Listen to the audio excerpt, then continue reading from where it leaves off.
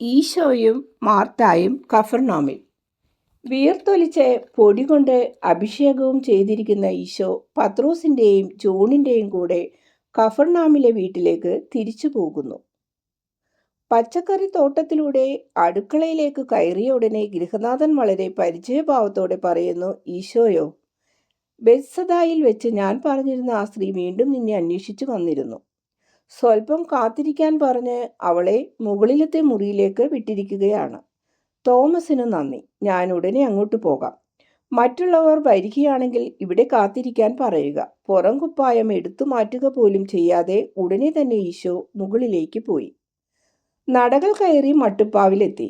മാർത്തായുടെ ഭൃത്യ മാർസല്ല അവിടെ ഒറ്റയ്ക്ക് കാത്തിരിക്കുകയാണ്. ഓ ഗുരുവേ, സ്വാമിനി അകത്തുണ്ട്. അങ്ങേക്കായി പല ദിവസങ്ങൾ കാത്തിരിക്കുകയായിരുന്നു. ഈശോയെ ആരാധിച്ചവൾ മുട്ടുകുത്തിക്കൊണ്ടാണ് ഇത് പറഞ്ഞത്. ഞാനും അങ്ങനെ വിചാരിച്ചിരുന്നു. ഞാൻ ഉടനെ അവളെ കണ്ടുകൊള്ളാം. മാർസല്ല, ദൈവം നിന്നെ അനുഗ്രഹിക്കട്ടെ. വെയിലേറെ അടിക്കാതിരിക്കാൻ മറയായിട്ടിരിക്കുന്ന വാതിൽ വിരിപ്പൊക്കി ഈശോ അകത്തേക്ക് കയറി. ഒരു ജനലിനരികിൽ തടാകത്തിലേക്ക് നോക്കി ചിന്തയിൽ മുഴുകിയിരിക്കുകയാണ് മാർത്ത. പുറം കുപ്പായവും ശിരോവസ്ത്രവും ധരിച്ചിട്ടുണ്ട്. വെള്ളത്തിലേക്ക് ഉന്തി നിൽക്കുന്ന വൃക്ഷനിബിഡമായൊരു കുന്നുണ്ട്. അതിൻ്റെ ഭംഗി നോക്കി ലയിച്ചിരിക്കുകയായിരിക്കും. അല്ലെങ്കിൽ അവളുടെ സ്വന്തം മാനസിക വ്യാപാരങ്ങളിൽ മുഴുകിയിരിക്കുന്നതാവാം. ഏതായാലും ഈശോ നടന്നു വരുന്നതിൻ്റെ മൃദുവായ ശബ്ദം അവൾ കേൾക്കുന്നതേയില്ല. അതിനാൽ അവളെ ഈശോ വിളിച്ചപ്പോൾ ഞെട്ടിപ്പോയി. ഓ ഗുരുവേ! കൈകൾ രണ്ടും നീട്ടിപ്പിടിച്ചുകൊണ്ട് അവൾ മുട്ടുമേൽ നിൽക്കുന്നു. പിന്നീട് നെറ്റി തറയിൽ വെച്ച് പ്രണമിച്ചുകൊണ്ട് പൊട്ടിക്കരയുന്നു. എന്തുപറ്റി? എഴുന്നേൽക്കൂ. നീ എന്തിനാണ് ഇത്രയധികം വേദനിച്ച് കരയുന്നത്? എന്നോട് പറയാൻ എന്തെങ്കിലും ദൗർഭാഗ്യമുണ്ടായോ? ഉണ്ടോ? അതെന്താ? ഞാൻ ബദനിയിൽ ചെന്നിരുന്നു എന്ന കാര്യം നിനക്കറിയാമോ? അറിയാം അല്ലേ? എന്നോട് പറഞ്ഞത് സന്തോഷ വാർത്തയുണ്ടെന്നാണല്ലോ. എന്നാൽ ഇപ്പോൾ നീ കരയുകയാണ്. എന്തു സംഭവിച്ചു? അവളെ നിർബന്ധിച്ച് എഴുന്നേൽപ്പിച്ച് ഭിത്തിയരികിൽ ഒരു ബെഞ്ചിന്മേലിരുത്തി. ഈശോ അവളുടെ അടുത്ത് അഭിമുഖമായി ഇരുന്നു. ഇനി ഞാൻ ചെയ്യുന്നത് പോലെ പുറം കുപ്പായവും മൂടുപടവും മാറ്റും. അതിനുള്ളിൽ ശ്വാസം മുട്ടുന്നുണ്ടായിരിക്കണം. ഇത്രയും വിഷമിച്ചിരിക്കുന്ന എൻ്റെ പ്രിയപ്പെട്ട മാർത്തായുടെ മുഖം എനിക്ക് കാണണം. അതിനെ അസ്വസ്ഥമാക്കുന്ന എല്ലാ കാർമേഘങ്ങളും ഞാൻ നീക്കിക്കളയും. മാർത്ത അനുസരിക്കുന്നു. കരഞ്ഞു കരഞ്ഞ് വീർത്ത കണ്ണുകളും ചുവന്നിരിക്കുന്ന മുഖവും ഇപ്പോൾ കാണാം. കൊള്ളാം, ഞാൻ നിന്നെ സഹായിക്കാം. മേരി നിനക്ക് ആളയച്ചു.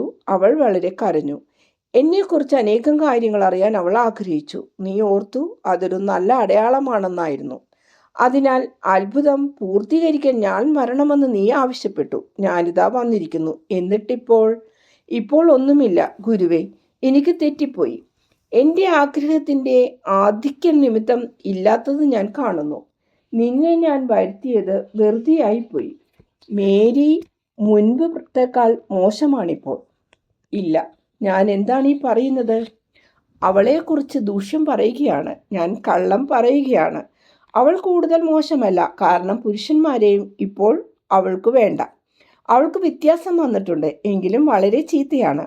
അവൾക്ക് ഭ്രാന്താണെന്ന് തോന്നും. എനിക്കൊന്നും മനസ്സിലാകുന്നില്ല. നേരത്തെ എനിക്ക് കാര്യങ്ങൾ മനസ്സിലായിരുന്നു. എന്നാൽ ഇപ്പോൾ ആർക്കവളെ മനസ്സിലാക്കാൻ പറ്റും? ഇങ്ങനെ പറഞ്ഞ് ആശ്വാസരഹിതയായി മാർത്ത കരയുന്നു. ഇപ്പോൾ നീ ശാന്തമാകൂ. എന്നിട്ട് അവൾ എന്തൊക്കെയാണ് ചെയ്യുന്നതെന്ന് എന്നോട് പറയൂ. എന്തുകൊണ്ടാണ് അവൾ ചീത്തയായിരിക്കുന്നത്? ഇപ്പോൾ പുരുഷന്മാരാരും അവൾക്ക് ചുറ്റും വേണ്ടാത്തത് കൊണ്ട് അവൾ വീട്ടിൽ ഒതുങ്ങിക്കഴിയാൻ ആഗ്രഹിക്കുന്നു അല്ലേ? അങ്ങനെയല്ലേ? അങ്ങനെയാണ്. നന്നായി. അത് വളരെ നല്ല കാര്യം. നീ അവളോട് കൂടെ വന്നു താമസിക്കണമെന്ന് പറഞ്ഞതും പ്രലോഭനങ്ങളിൽ വീഴാതെ അവളെ സംരക്ഷിക്കാനാണെന്നും വിചാരിക്കാം. തെറ്റിൽ വീഴിക്കാൻ സാധ്യതയുള്ള പരിചിതരെയും അതുപോലുള്ള ബന്ധങ്ങളിലേക്ക് നയിക്കുന്നവരെയും ഒഴിവാക്കാനായിരിക്കണം നിന്റെ സാന്നിധ്യം ആവശ്യപ്പെടുന്നതും. ഇതെല്ലാം സന്മനസ്സിൻ്റെ അടയാളങ്ങളാണ്. ഗുരുവേ, അങ്ങനെ വിചാരിക്കുന്നുണ്ടോ? വാസ്തവത്തിൽ അങ്ങനെയാണോ ചിന്തിക്കുന്നത്? തീർച്ചയായും. അപ്പോൾ അവൾ ചീത്തയാണെന്ന് നീ വിചാരിക്കുന്നത് എന്തിനാണ്? അവൾ എന്തൊക്കെയാണ് ചെയ്യുന്നതെന്ന് എന്നോട് പറയൂ. ഈശോയുടെ വാക്കുകൾ നിമിത്തം ധൈര്യം കിട്ടിയ മാർത്ത പറയുന്നു, ഞാനിവിടെ വന്നതിൽ പിന്നെ മേരി വീട്ടിൽ നിന്നോ ഉദ്യാനത്തിൽ നിന്നോ പുറത്തേക്ക് പോയിട്ടില്ല. അവളുടെ ബോട്ടിൽ തടാകത്തിലേക്കും പോയില്ല. അവളുടെ ധാത്രി എന്നോട് പറഞ്ഞത് ഞാൻ ഇവിടെ വരുന്നതിനു മുമ്പും അവൾ പുറത്തേക്ക് പോയിരുന്നില്ല എന്നാണ്. ഈ വ്യത്യാസം പെസഹ മുതലാണ് കാണുന്നത്. എങ്കിലും ഞാനിവിടെ വരുന്നതിന് മുമ്പ് ചില ആളുകൾ ഇവിടെ വരാറുണ്ടായിരുന്നു. എപ്പോഴും അവരെ അവൾ നിരസിച്ചിരുന്നില്ല. ചിലപ്പോൾ ഒരുത്തരെയും അവളുടെ പക്കലേക്ക് കടത്തി വിടരുതെന്ന് നിർദ്ദേശം നൽകിയിരിക്കും. എപ്പോഴും പാലിക്കേണ്ട ഒരു കൽപ്പനയായിട്ടാണ് അത് കരുതപ്പെടുന്നത്. എങ്കിലും ചിലപ്പോൾ വളരെ ദേഷ്യത്തോടെ ഭൃത്യരെ അവൾ അടിച്ചിരുന്നു. സന്ദർശകരുടെ സ്വരം കേട്ടുകൊണ്ട് അവൾ ഹാളിലേക്ക് വരും. അവരെ പറഞ്ഞയച്ചു എന്ന് കാണുമ്പോൾ ദേഷ്യപ്പെട്ട് വേലക്കാരെ അടിക്കും. എങ്കിലും ഞാൻ വന്ന ശേഷം അവൾ അത് ചെയ്തിട്ടില്ല. ഞാൻ വന്ന അന്ന് രാത്രി അവൾ എന്നോട് പറഞ്ഞു, എന്നെ പുറകിലേക്ക് പിടിച്ചു കൊള്ളണം, ആവശ്യമെങ്കിൽ കെട്ടിയിടണം. ഒരു കാരണവശാലും എന്നെ വെളിയിലേക്ക് വിടരുത്. നിന്നെയും എൻ്റെ ധാത്രിയെയും അല്ലാതെ മറ്റാരെയും കാണാൻ എന്നെ അനുവദിക്കരുത്. കാരണം എനിക്ക് സുഖമില്ല. സുഖം പ്രാപിക്കണമെന്ന് ഞാൻ ആഗ്രഹിക്കുന്നു. എന്നാൽ എൻ്റെ അടുത്തേക്ക് വരുന്നവരും ഞാൻ അങ്ങോട്ട് ചെല്ലണമെന്ന് ആഗ്രഹിക്കുന്നവരും പനി പിടിച്ച ചെളിക്കുണ്ടുകൾ പോലെയാണ്. അവർ എന്നെ കൂടുതൽ വഷളാക്കുന്നു. അവർ കാണാൻ സുന്ദരന്മാരാണ്. എല്ലാ പുഷ്പങ്ങളും സന്തോഷവും അവയുടെ ഫലങ്ങളെല്ലാം പ്രീതി ഉളവാക്കുന്നു. ഞാനൊരു സാധു നികൃഷ്ടയായതുകൊണ്ട് അവയെ ചേർത്ത് നിൽക്കാൻ എനിക്ക് കഴിയുന്നില്ല. മാർത്ത, നിന്റെ സഹോദരി ദുർബലയാണ്. ഈ ദൗർബല്യം കൊണ്ട് ചിലർ മുതലെടുക്കുന്നു. എന്നെ കൊണ്ട് ചീത്ത കാര്യങ്ങൾ ചെയ്യിക്കുന്നു. എന്നാൽ എന്നിലുള്ള ഒരു വശം അത് അംഗീകരിക്കുന്നില്ല. എൻ്റെ അമ്മയിൽ നിന്നും കിട്ടിയിട്ടുള്ളതിൽ ബാക്കിയായിട്ടുള്ള ഏക കാര്യം. എന്നിട്ട് അവൾ കരഞ്ഞു. അവൾ പറഞ്ഞതുപോലെയെല്ലാം ഞാൻ ചെയ്തു. അവൾ സൽബുദ്ധി കാണിച്ചിരുന്നപ്പോഴെല്ലാം ഞാനത് ശാന്തമായി ചെയ്തു. എന്നാൽ കൂട്ടിൽ കിടക്കുന്ന വൻമൃഗത്തെ പോലെ അവൾ കാണപ്പെട്ടപ്പോഴെല്ലാം ഞാൻ വളരെ കർശനമായി പെരുമാറി. എന്നോടൊരിക്കൽ പോലും അവൾ എതിർത്തിട്ടില്ല. നേരെ മറിച്ച് ഏറ്റവും ശക്തമായ പ്രലോഭനങ്ങൾക്ക് ശേഷം അവൾ എൻ്റെ പാദത്തിൽ വീണ് കരയുന്നു. എൻ്റെ മടിയിൽ തല വെച്ചുകൊണ്ട് പറയുകയാണ്, എന്നോട് ക്ഷമിക്കണമേ, എന്നോട് ക്ഷമിക്കണമേ എന്ന്. എന്തിനാണ് നിന്നോട് ക്ഷമിക്കേണ്ടത് എന്ന് ചോദിച്ചപ്പോൾ പറഞ്ഞത്, കുറച്ചു സമയം മുമ്പ് അല്ലെങ്കിൽ ഇന്നലെ വൈകിട്ട് നീ വെളിയിൽ പോകുന്നില്ലല്ലോ എന്ന് എന്നോട് പറഞ്ഞപ്പോൾ നിന്നെ എൻ്റെ മനസ്സിൽ വെറുക്കുകയും ശപിക്കുകയും ചെയ്തു. നീ മരിച്ചു പോയിരുന്നെങ്കിൽ എന്ന് ആഗ്രഹിക്കുകയും ചെയ്തു. എൻ്റെ കർത്താവേ, അവളോട് ദയ തോന്നുകയല്ലേ വേണ്ടത്? അവൾക്ക് ഭ്രാന്തായിരിക്കുമോ? അവളുടെ തിന്മകൾ അവളെ ഭ്രാന്തിയാക്കിയോ? എനിക്ക് തോന്നുന്നത് അവളുടെ കാമുകന്മാരിൽ ഒരാൾ അവൾക്ക് കൈവിഷം കൊടുത്തിട്ടുണ്ടെന്നാണ്. അവൻ്റെ കാമവികാരങ്ങൾക്ക് അവളെ അടിമയാക്കാൻ കൊടുത്ത വിഷം അവളുടെ തലയിലേക്ക് കയറിയിട്ടുണ്ടാകണം. അല്ല, കൈവിഷവും ഭ്രാന്തൊന്നുമല്ല. അതിൽ നിന്നെല്ലാം വളരെ വ്യത്യസ്തമായ കാര്യമാണിത്. എന്നിട്ട് അങ്ങനെ എന്നോട് ബഹുമാനവും അനുസരണയും കാട്ടുന്നുണ്ട്. വേലക്കാരികളെ ഇപ്പോൾ ഉപദ്രവിക്കുന്നുമില്ല. എങ്കിലും ആദ്യത്തെ രാത്രി കഴിഞ്ഞതിൽ പിന്നെ നിന്നെക്കുറിച്ചൊന്നും ചോദിച്ചിട്ടില്ല. ഞാൻ നിന്റെ കാര്യം വല്ലതും പറഞ്ഞാൽ ഉടനെ അവൾ വിഷയം മാറ്റും. മാളികപ്പറമ്പിലെ പാറപ്പുറത്ത് അനേകം മണിക്കൂറുകൾ തടാകത്തിലേക്ക് നോക്കി അവൾ ഇരിക്കും. ഒരു വള്ളം അതിലേക്ക് പോകുമ്പോൾ അവൾ ചോദിക്കും, അത് ഗലീലയിലെ മുക്കവരുടേതാണോ എന്ന്. ഒരിക്കലും നിന്റെ നാമമോ അപ്പസ്തോലന്മാരുടെ നാമമോ അവൾ ഉച്ചരിക്കുകയില്ല. എന്നാൽ നീയും അവരും പത്രോസിന്റെ വള്ളത്തിൽ കാണുമെന്നാണ് അവൾ വിചാരിക്കുന്നുണ്ട്. നിന്നെക്കുറിച്ച് അവൾ ചിന്തിക്കുന്നുമുണ്ട്. കാരണം ചില ദിവസങ്ങളിൽ സന്ധ്യയ്ക്ക് ഞങ്ങൾ തോട്ടത്തിൽ നടക്കുമ്പോഴോ കിടക്കാൻ പോകുന്നതിന് മുമ്പോ ഞാൻ തുന്നൽ പണി ചെയ്യുകയായിരിക്കും. അവൾ ഒന്നും ചെയ്യുന്നുണ്ടായിരിക്കുകയില്ല. അവൾ എന്നോട് ചോദിച്ചു, നീ അനുസരിക്കുന്ന പഠനങ്ങളനുസരിച്ച് അങ്ങനെയാണോ ജീവിക്കേണ്ടത് എന്ന്. ചിലപ്പോൾ അവൾ കരയും, ചിലപ്പോൾ നിന്നയോടെ ചിരിക്കും. ഭ്രാന്തിയെ പോലെയോ പിശാചിനെ പോലെയോ എന്ന് തോന്നിപ്പോകും. വേറെ ചില അവസരങ്ങളിൽ മുടി അഴിച്ചിടും. എപ്പോഴും വളരെ കലാപരമായി അലങ്കരിച്ചു വെക്കുന്ന മുടി പിന്നീട് രണ്ടായി പിന്നും. എൻ്റെ ഒരു ഉടുപ്പും ധരിച്ചിട്ട് വന്നിട്ട് ചോദിക്കും, ഇങ്ങനെയാണോ മേരി നടക്കേണ്ടത്? അവളുടെ മുടി മുൻപിലേക്കോ പുറകിലേക്കോ ഇടും. കഴുത്തു മറിഞ്ഞിരിക്കുന്ന ഉടുപ്പായിരിക്കും ധരിക്കുക. എന്നാലും ചിലപ്പോൾ അവളുടെ മുടിയിൽ ചുംബിച്ചുകൊണ്ട് കരയും. അവളുടെ പിന്നിയ മുടിക്ക് അവളുടെ കൈയുടെ വണ്ണവും കാൽമുട്ട് വരെ നീളവുമുണ്ട്. ജീവനുള്ള സ്വർണം. എൻ്റെ അമ്മയ്ക്ക് അതേക്കുറിച്ച് എന്ത് അഭിമാനമായിരുന്നു. ചിലപ്പോൾ ഭയം തോന്നിക്കുന്ന വിധം ചിരിക്കും. എന്നിട്ട് എന്നോട് പറയും, നോക്കൂ, ഞാൻ ഇങ്ങനെ ഇതിൻ്റെ കഥ കഴിക്കും. ഒപ്പം മുടി വരെ കഴുത്തിൽ ചുറ്റി മുറുക്കി വലിക്കും. മുഖം നീല നിറമാകുന്നതുവരെ. സ്വയം ശ്വാസം മുട്ടിച്ചു കൊല്ലാനാണെന്ന് തോന്നുന്നു. ചില സമയം അവളെ തന്നെ ഉപദ്രവിക്കും. അത് സംഭവിക്കുന്നത് മാംസത്തിന്റെ പ്രലോഭനങ്ങൾ ശക്തിപ്പെടുമ്പോഴാണ്. ചിലപ്പോൾ നെഞ്ചിനിടിക്കും. മുഖം ശക്തിയായി മാന്തും. ഭിത്തിക്കിട്ട് തലകൊണ്ടിടിക്കും. എന്തുകൊണ്ടാണ് ഇങ്ങനെ ചെയ്യുന്നതെന്ന് ഞാൻ ചോദിച്ചാൽ പറയും, നിർജീവമായ കലക്കമുള്ള നോട്ടത്തോടെയാണ് പറയുന്നത്. എന്നെ തന്നെ ചീന്തിക്കളയാൻ, എൻ്റെ ഉദരവും തലയും കഷ്ണം കഷ്ണമാക്കാൻ. ഉപദ്രവം ചെയ്യുന്ന ശപിക്കപ്പെട്ട കൂട്ടങ്ങൾ നശിപ്പിക്കപ്പെടണം. ഞാൻ എന്നെ തന്നെ നശിപ്പിക്കുകയാണ്. ദൈവത്തിൻ്റെ കാരുണ്യത്തെക്കുറിച്ചോ നിന്നെക്കുറിച്ചോ ഞാൻ സംസാരിക്കുകയാണെങ്കിൽ ഞാൻ ഇപ്പോഴും നിന്നെക്കുറിച്ച് അവളോട് പറയുന്നുണ്ട്. നിന്റെ ശിഷ്യകളിൽ ഏറ്റവും വിശ്വസ്തത അവളാണെന്ന ഭാവത്തിലാണ് പറയുന്നത്. ചിലപ്പോഴെല്ലാം അവളുടെ സാന്നിധ്യത്തിൽ നിന്റെ പേര് പറയുമ്പോൾ എനിക്ക് കാരുണ്യമൊന്നും ലഭിക്കുകയില്ല. എല്ലാ അതിരുകൾക്കും അപ്പുറത്ത് ഞാനായിപ്പോയി. പിന്നീട് നിരാശയുടെ ഒരു ഭ്രാന്തുകളിയാണ്. അവളെ സ്വയം അടിച്ച് രക്തം വരുത്തും. എന്നെ പിച്ചു ചിന്തുന്ന ഈ സത്വം എന്തുകൊണ്ടാണ് എൻ്റെ കൂടെയുള്ളത്? അതെനിക്കൊരു സമാധാനവും തരുന്നില്ല. മധുരമുള്ള സംഗീതം എന്നെ കേൾപ്പിച്ചുകൊണ്ട് തിന്മ പ്രവർത്തിക്കാൻ അത് പ്രേരിപ്പിക്കുന്നു. പിന്നീട് എൻ്റെ മാതാപിതാക്കൾ എന്നെ ശപിക്കുന്ന സ്വരം ഞാൻ കേൾക്കുന്നു. നിന്റെയും ലാസറസിൻ്റെയും സ്വരവും ഞാൻ കേൾക്കുന്നുണ്ട്. കാരണം നിങ്ങൾ രണ്ടുപേരും എന്നെ ശപിക്കുന്നു. ഇസ്രയേലും എന്നെ ശപിക്കുന്നു. ഈ സ്വരം എല്ലാം അതെന്നെ കേൾപ്പിക്കുന്നത് എനിക്ക് ഭ്രാന്ത് വരുത്താനാണ്. അവൾ ഇങ്ങനെ പറയുമ്പോൾ ഞാൻ മറുപടി കൊടുക്കുന്നത് ഇപ്രകാരമാണ്: ഒരു ജനത മാത്രമായ ഇസ്രയേലിനെ കുറിച്ച് നീ എന്തിന് ആകുലയാകുന്നു? ദൈവത്തെക്കുറിച്ച് നീ ചിന്തിക്കുന്നില്ലേ? നീ എന്താണ് ചെയ്യുന്നതെന്ന് ചിന്തിക്കാതെ എല്ലാറ്റിനെയും ചവിട്ടിമെതിച്ചതിനാൽ ഇപ്പോൾ എല്ലാറ്റിനെയും ജയിക്കാൻ ശ്രമിക്കൂ. ലോകകാര്യങ്ങളെക്കുറിച്ച് വിചാരപ്പെടാതെ ദൈവത്തെ മാത്രം ശ്രദ്ധിക്കുക. നിന്റെ മാതാപിതാക്കളെയും ഓർമ്മിക്കുക. നിന്റെ ജീവിതം നീ വ്യത്യാസപ്പെടുത്തുമെങ്കിൽ അവർ നിന്നെ ശപിക്കുകയില്ല. നേരെ മറിച്ച് അവരുടെ ഇരുകരങ്ങളും നിന്റെ നേർക്ക് നീട്ടി സ്വീകരിക്കും. ഇതെല്ലാം ഒരു കെട്ടുകഥ കേൾക്കുന്ന താല്പര്യത്തോടും വിസ്മയത്തോടും കൂടി അവൾ കേൾക്കും. അനന്തരം കരയും. മറുപടി ഒന്നും പറയുകയില്ല. എന്നാൽ ചിലപ്പോൾ അവൾ വീഞ്ഞും ലഹരിയുള്ള മരുന്നുകളും വേലക്കാരോട് ആവശ്യപ്പെടും. അവയെല്ലാം ഉള്ളിലാക്കിയ ശേഷം വിശദീകരണം പറയും. ഞാൻ എല്ലാം മറക്കാൻ വേണ്ടിയാണ് ഇവ കഴിക്കുന്നത്. ഇപ്പോൾ തടാക പ്രദേശത്ത് നീയുണ്ട് എന്ന് മനസ്സിലാക്കി എന്നോട് പറയുന്നുണ്ട്, ഒരിക്കൽ ഞാനും നിന്റെ കൂടെ വരും. ഞാൻ വരുന്ന വിവരം അവൾക്കറിയാം. അവൾക്ക് തന്നെ കുറവാകത്തക്ക വിധം ചിരിച്ചിട്ട് അട്ടഹസിച്ച ശേഷം പറയും, അങ്ങനെ ദൈവത്തിൻ്റെ കണ്ണുകൾ ചാണകക്കൂനയിന്മേലും പതിക്കും. എന്നാൽ അവൾ വരണമെന്ന് ഞാൻ ആഗ്രഹിക്കുന്നില്ല. ഇപ്പോൾ ഞാൻ പുറപ്പെടുന്നതിന് മുമ്പ് അവൾ ഉറക്കമായി ഒന്ന് ഉറപ്പ് വരുത്തിയിട്ടാണ് ഇറങ്ങുന്നത്. കുടിയും കരച്ചിലും ദേഷ്യപ്പാടും എല്ലാം കൊണ്ട് തളർന്ന് വീണാണ് ഉറക്കം. ഇന്നും അങ്ങനെയാണ് പോകുന്നത്. അവൾ ഉണരുന്നതിന് മുമ്പ് തിരിച്ചെത്തണം. ഇതാണ് എൻ്റെ ജീവിതം.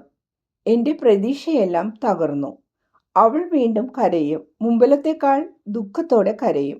കാരണം ശാന്തമായി സംസാരിക്കാനുള്ള പരിശ്രമങ്ങളൊന്നുമില്ലല്ലോ. മാർത്ത, ഞാൻ ഒരിക്കൽ നിന്നോട് പറഞ്ഞത് ഓർക്കുന്നുണ്ടോ? അതായത് മേരിക്ക് രോഗമാണെന്ന്. നീ അത് വിശ്വസിക്കാൻ ശ്രമിച്ചില്ല. ഇപ്പോൾ നീ അത് കാണുന്നു. അവൾക്ക് ഭ്രാന്താണെന്ന് നീ പറയുന്നു. അവൾ തന്നെത്താൻ പറയുന്നു അവൾക്ക് രോഗമാണെന്നും പാപകരമായ ഒരു പനിയുണ്ടെന്നും ഞാൻ പറയുന്നു. അവൾ രോഗിയായിരിക്കുന്നത് ഒരു പിശാച് അവളെ ബാധിച്ചിരിക്കുന്നതിനാലാണ്. അതും ഒരു രോഗമാണ്. ചിതമില്ലാത്ത പെരുമാറ്റം, വലിയ ദേഷ്യം, കണ്ണീർ, സ്വയം പീഡനം, എന്നെക്കുറിച്ചുള്ള ആഗ്രഹം, ഇവയെല്ലാം അവളുടെ രോഗത്തിൻ്റെ വിവിധ ഘട്ടങ്ങളെയാണ് കാണിക്കുന്നത്. എല്ലാം അതിൻ്റെ മൂർധന്യത്തിലെത്തിയിരിക്കുകയാണിപ്പോൾ. അതാണ് ഈ തകർച്ചക്കെല്ലാം കാരണം. അവളോട് ക്ഷമ കാണിക്കുകയും നന്നായി പെരുമാറുകയും ചെയ്യുന്ന നീ ശരിയായി പ്രവർത്തിക്കുന്നു. എന്നെക്കുറിച്ച് അവളോട് നീ സംസാരിക്കുന്നതും നല്ലതാണ്. അവളുടെ സാന്നിധ്യത്തിൽ എൻ്റെ പേര് പറയുന്നതിന് വിഷമം വിചാരിക്കേണ്ട. എൻ്റെ മേരിയുടെ പാവപ്പെട്ട ആത്മാവിനെയും എൻ്റെ പിതാവാണ് സൃഷ്ടിച്ചത്. മറ്റ് ആത്മാക്കളിൽ നിന്നും ഒരു വിധത്തിലും അത് വ്യത്യസ്തമല്ല. നിന്റെയും ലാസറസിൻ്റെയും അപ്പസ്തോലന്മാരുടെയും ശിഷ്യരുടെയും ആത്മാക്കളിൽ നിന്നും അത് വ്യത്യസ്തമല്ല. എൻ്റെ മേരിയുടെ പാവപ്പെട്ട ആത്മാവ്, ഇത്രയധികം സഹിക്കുന്ന മേരിയുടെ ആത്മാവ്, സാർവത്രികമായ ആദ്യ വിഷയത്തിന് പുറമെ 7 വിഷം കൂടെ ഉള്ളിൽ ചെന്നിട്ടുള്ള പാവം മേരി. ഓ, ബന്ധനത്തിലായിരിക്കുന്ന മേരി. എങ്കിലും അവൾ എൻ്റെ പക്കലേക്ക് വരട്ടെ. ഞാൻ ശ്വസിക്കുന്ന വായു അവൾ ശ്വസിക്കട്ടെ. എൻ്റെ സ്വരം അവൾ കേൾക്കുകയും എൻ്റെ നോട്ടം അവൾ കാണുകയും ചെയ്യട്ടെ. അവൾ ചാണകമെന്ന് സ്വയം വിളിക്കുന്നു. ഓ സാധു, എൻ്റെ പ്രിയ ആത്മാവ് അവളിൽ കൂടിയിരിക്കുന്ന 7 പിശാചുക്കളിൽ ഏറ്റവും ദുർബലനായത് അഹങ്കാരമെന്ന പിശാചാണ്. ആ കാരണം കൊണ്ട് മാത്രം അവൾ രക്ഷിക്കപ്പെടും. അവൾ വെളിയിലേക്ക് ഇറങ്ങുമ്പോൾ വീണ്ടും വഴിതെറ്റിക്കുന്ന ആരെയെങ്കിലും കണ്ടുമുട്ടുമോ, അതേക്കുറിച്ച് അവൾക്ക് തന്നെ ഭയമാണ്. തിന്മയെ വെറുക്കാൻ തുടങ്ങിയപ്പോൾ ആ ഭയം ഇനിയെന്നും അവൾക്കുണ്ടായിരിക്കും. നീ ഭയപ്പെടേണ്ട. ദൈവത്തോട് അടുക്കണമെന്ന് ഒരു ആത്മാവ് ആഗ്രഹിക്കുമ്പോൾ നന്മയുടെയും ദുഷ്ട മനുഷ്യരുടെയും ആക്രമങ്ങളെ ചെറുത്തു നിൽക്കാൻ അത് ശക്തമാകും. പൈശാചിക ശത്രുവാണ് അതിനെ ഇതുവരെ നിയന്ത്രിച്ചിരുന്നത്. എന്നാൽ തൻ്റെ ഇര താമസിയാതെ നഷ്ടപ്പെടുമെന്ന് പിശാചന് മനസ്സിലാകും. മാനുഷിക രീതിയിൽ മാത്രം ചിന്തിക്കുന്ന അഹം വേറൊരു ശത്രുവാണ്. അത് സ്വന്തം മാനുഷിക വിധികളിൽ ദൈവത്തിൻ്റെതായി സ്വയം ധരിപ്പിക്കും. മനുഷ്യന്റെ അഹന്തയെ നിയന്ത്രിക്കാൻ ഇടയാകാതിരിക്കാനാണ് ഇങ്ങനെ ചെയ്യുന്നത്. എന്നാൽ ആത്മാവ് ധ്രുവ നക്ഷത്രം കണ്ടു കഴിഞ്ഞു. ഇനി അതിന് വഴിതെറ്റുകയില്ല. അതിനാൽ അവളോട് നീ ദൈവത്തെപ്പറ്റി ചിന്തിക്കുന്നില്ല, ഇസ്രയേലിനെ കുറിച്ചാണ് ചിന്തിക്കുന്നത് എന്നൊന്നും വീണ്ടും പറയരുത്. ഇങ്ങനെ പറയുന്നതും പരോക്ഷമായ ഒരു ശാസനയാണ്. അതൊരിക്കലും ചെയ്യരുത്. അവൾ തീക്കുണ്ടത്തിൽ നിന്നും പുറത്തേക്ക് വന്നിട്ടേയുള്ളൂ. ശരീരമാകെ ഏകവ്രണമായിരിക്കുന്നു. ദയ, ക്ഷമ, പ്രത്യാശ എന്നിങ്ങനെയുള്ള തൈലം കൊണ്ട് മെല്ലി സ്പർശിക്കാനേ പാടുള്ളൂ. ഇവിടെ വരാനുള്ള സ്വാതന്ത്ര്യം കൊടുക്കണം. നീ വരാൻ ഉദ്ദേശിക്കുമ്പോൾ വിവരം അവളോട് പറയണം. എന്നാൽ എൻ്റെ കൂടെ വരൂ എന്ന് ഒരിക്കലും പറയരുത്. നേരെ മറിച്ച് അവൾ വരാൻ ആഗ്രഹിക്കുന്നുണ്ട് എന്ന് നീ മനസ്സിലാക്കിയാൽ അന്ന് വരികയേ വേണ്ട. നീ തിരിച്ചുപോയി അവൾക്കായി കാത്തിരിക്കൂ. കാരുണ്യ നിമിത്തം തകർന്നവളായി അവൾ നിന്റെ പക്കലേക്ക് തിരിച്ചു വരും. കാരണം അവളെ പിടിയിൽ അമർത്തി വച്ചിരിക്കുന്ന ദുഷ്ടശക്തിയെ നീക്കിക്കളയേണ്ടതുണ്ട്. ഏതാനും മണിക്കൂറുകൾ അവളുടെ രക്തക്കുഴലുകളെല്ലാം മുറിഞ്ഞു പോയതുപോലെയും അസ്ഥികളെല്ലാം നീക്കം ചെയ്തതുപോലെയും അനുഭവപ്പെടും. എന്നാൽ കുറച്ചു സമയം കഴിയുമ്പോൾ അവൾക്ക് സുഖം തോന്നും. ഒന്നും സംസാരിക്കാനുള്ള ശക്തി അവൾക്കുണ്ടായിരിക്കുകയില്ല. വലുതായ വാത്സല്യവും മൗനവും ആയിരിക്കും അപ്പോഴുള്ള പ്രധാന ആവശ്യങ്ങൾ. നീ അവളുടെ രണ്ടാമത്തെ കാവൽ ദൂതനായിരുന്നാലേ എന്ന പോലെ അവളെ സഹായിക്കൂ. എന്നാൽ നിന്റെ സാന്നിധ്യം മനസ്സിലാക്കരുത്. അവൾ കരയുകയാണെങ്കിൽ കരയട്ടെ. സ്വയം ചോദ്യങ്ങൾ ചോദിക്കുന്നത് കേട്ടാൽ വിസ്മയിക്കേണ്ട. അവളെ അലട്ടേണ്ട. അവൾ ഒരു സമയത്ത് പുഞ്ചിരി തൂകുകയും ഉടനെ തന്നെ ഗൗരവമാവുകയും ചെയ്യുന്നത് കണ്ടാൽ അവളുടെ മുഖം മാറുന്നതും നോട്ടത്തിന് വ്യത്യാസമുണ്ടാകുന്നതും ഭാവം തന്നെ വേറെയാകുന്നതുമെല്ലാം കണ്ടാലും ഒന്നും ചോദിക്കരുത്. ഒരു തരത്തിലും അസഹ്യത വരുത്തരുത്. താഴേക്കിറങ്ങിയപ്പോൾ സഹിച്ചതിനേക്കാൾ അധികമായി മുകളിലേക്കുള്ള കയറ്റത്തിൽ അവൾ സഹിക്കുന്നുണ്ട്. തന്നെത്താൻ കീഴോട്ടിറങ്ങിയതുപോലെ തന്നെത്താൻ മുകളിലേക്ക് കയറണം. അവൾ താഴേക്ക് നീങ്ങിയപ്പോൾ നിന്റെ കണ്ണുകൾ അസഹ്യമായിരുന്നു. കാരണം നിന്റെ കണ്ണുകൾ നിറയെ ശാസനയായിരുന്നു. ഇപ്പോഴും നീ നോക്കുന്നത് അവൾക്ക് സഹിക്കാൻ പറ്റുകയില്ല. കാരണം ഇപ്പോൾ ലജ്ജ അവൾക്ക് വീണ്ടും കിട്ടിയിരിക്കുന്നു. അന്ന് സാത്താൻ അവളെ പിടിച്ചിരുന്നു. ഒരു ദുഷ്ടശക്തി അവളെ ശക്തിപ്പെടുത്തിയിരുന്നതിനാൽ ലോകത്തെ മുഴുവൻ അവൾ വെല്ലുവിളിച്ചിരുന്നു. എങ്കിൽ തന്നെ അവളുടെ പാപത്തിൽ നീ അവളെ കാണുന്നത് അവൾക്ക് സഹിക്കാൻ കഴിയുമായിരുന്നില്ല. ഇനി സാത്താൻ അവളുടെ യജമാനനല്ല, ഒരു അതിഥിയാണ്. എങ്കിലും അവൾ അവൻ്റെ തൊണ്ടയ്ക്ക് പിടിച്ചിരിക്കുകയാണ്. എന്നെ ഇനിയും അവൾക്ക് ലഭിച്ചിട്ടില്ല. അതിനാലാണ് അവൾ ബലഹീനയായിരിക്കുന്നത്. അവളുടെ രക്ഷകനോടെ പാപങ്ങൾ ഏറ്റു പറയുന്നത് നീ കാണുക എന്നത് അവൾക്ക് സഹിക്കാൻ പറ്റുകയില്ല. അവളുടെ ശക്തി മുഴുവൻ 7 തലയുള്ള പിശാചിന്റെ തൊണ്ടയ്ക്ക് പിടിച്ച് കീഴ്പ്പെടുത്തുന്നതിന് ഉപയോഗപ്പെടുത്തുകയാണ്. ബാക്കി ഒന്നും ചെയ്യാൻ അവൾക്ക് ശക്തിയില്ല. നിസ്സഹയാണ്. വസ്ത്രവുമില്ല. എന്നാൽ അവളെ വീണ്ടും വസ്ത്രങ്ങൾ അണിയിക്കുകയും ശക്തിപ്പെടുത്തുകയും ചെയ്യും. മാർത്ത, സമാധാനത്തിൽ പോകൂ. നയത്തോട് അവളെ അറിയിക്കണം. നാളെ ഞാൻ കഫർനാമിൽ വെള്ളം ശക്തിയായി ഒഴുകുന്ന അരുവിയുടെ അടുത്ത് വേസ്പര കഴിഞ്ഞ് പ്രസംഗിക്കുന്നുണ്ടെന്ന് സമാധാനത്തിൽ പോകുക. ഞാൻ നിന്നെ അനുഗ്രഹിക്കുന്നു. മാർത്തയ്ക്ക് എന്നിട്ടും വിഷമമാണ്. വിശ്വാസമില്ലാത്തവളാകാതിരിക്കൂ മാർത്ത, അവളെ സൂക്ഷിച്ച് വീക്ഷിച്ചു കൊണ്ടിരിക്കുന്ന ഈശോ പറയുന്നു. ഇല്ല എൻ്റെ കർത്താവ്, ഞാൻ ചിന്തിക്കുകയായിരുന്നു, ഓ, അവൾക്ക് ശക്തി കിട്ടുന്നതിന് കൊടുക്കാൻ എന്തെങ്കിലും തരണമേ. അവൾ ഇത്രയധികം വേദനിക്കുന്നുണ്ട്. പിശാചിനെ കീഴടക്കി ജയിക്കാൻ അവൾക്ക് കഴിയാതെ വരുമോ എന്നാണ് എൻ്റെ ഭയം. നീ ഒരു കൊച്ചു പെൺകുട്ടിയായി പോയല്ലോ. മേരിക്ക് ഞാനുണ്ട്, നീയുമുണ്ട്. അപ്പോൾ വിജയിക്കാതിരിക്കാൻ പറ്റുമോ? എങ്കിലും ഇതെടുത്തുകൊള്ളൂ. ഒരിക്കലും പാപം ചെയ്തിട്ടില്ലാത്ത നിന്റെ കൈ ഇങ്ങ് കൊണ്ടുവാ. ഈ കൈ എന്നും ദയയും കരുണയും ഭക്തിയും നിറഞ്ഞ് പ്രവർത്തന നിരതമായിരുന്നു. അതെപ്പോഴും സ്നേഹത്തിനായും പ്രാർത്ഥനയ്ക്കായും ഉപയോഗിച്ചിരുന്നു. അതൊരിക്കലും അലസമോ അഴിമതിയുള്ളതോ ആയിട്ടില്ല. ഇപ്പോൾ അതെൻ്റെ കൈകളുടെ ഇടയിൽ ഞാൻ വെച്ച് കൂടുതൽ വിശുദ്ധിയുള്ളതാക്കുന്നു. ഈ കരം പിശാചിനെതിരെ ഉയർത്തുക. അവനത് സഹിക്കാൻ കഴിയുകയില്ല. എൻ്റെ ഈ ബെൽറ്റും എടുത്തുകൊള്ളൂ. ഒരിക്കലും അത് കൈവിട്ടു പോകരുത്. അവളെ നീ കാണുന്ന അവസരങ്ങളിലെല്ലാം നിന്നോട് ഇപ്രകാരം സ്വയം പറയുക: ഈശോയുടെ ശക്തി ഈ ബെൽറ്റിൻ്റെതിനേക്കാൾ വളരെ വലുതാണ്. ആ ശക്തിയാൽ എല്ലാറ്റിനെയും പിശാചുകളെയും ഭൂതങ്ങളെയും ജയിക്കാൻ കഴിയും. ഞാൻ ഒട്ടും ഭയപ്പെടരുത്. ഇപ്പോൾ നിനക്ക് സന്തോഷമായില്ലേ? എൻ്റെ സമാധാനം നിന്നോടുകൂടെ. സമാധാനത്തിൽ പോകൂ. മാർത്ത ഈശോയെ ആരാധിച്ച ശേഷം പോകുന്നു. അവൾ വണ്ടിയിൽ കയറുന്നത് നോക്കി ഈശോ പുഞ്ചിരി തൂകുന്നു. മാർസല വണ്ടി ഗേറ്റിന്റെ അടുത്ത് തയ്യാറാക്കിയിരിക്കാൻ ഏർപ്പാട് ചെയ്തിരുന്നു. അവൾ മഗ്ദലായിലേക്ക് തിരിച്ചു പോകുന്നു.